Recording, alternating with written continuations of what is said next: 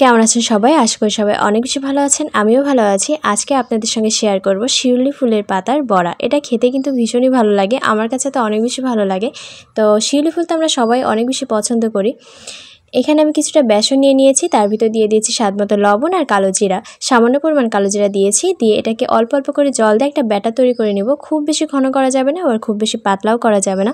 এমন একটা ব্যাটার তৈরি করে নিয়ে একটা একটা করে পাতা এই ব্যাটারে ডুবিয়ে নিয়ে আমি এটাকে তেলে ভেজে নেব।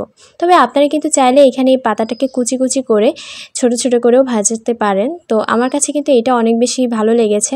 আমি দুই রকমভাবেই খেয়েছি, তবে ওইটার একরকম টেস্ট আর এইভাবে আস্তে আস্তে করে পাতা ভেজে নেওয়ার অন্যরকম টেস্ট। এবার এটাকে কিছু সময় নিয়ে একেবারে মুচমুচে করে ভেজে নিতে হবে।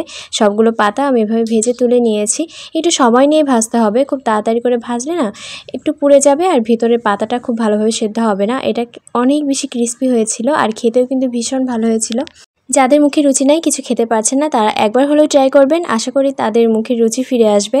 তো আজকে ভিডিওটা এখানে শেষ করছি। সবাই অনেক বেশি ভালো থাকবেন, সুস্থ থাকবেন। টাটা।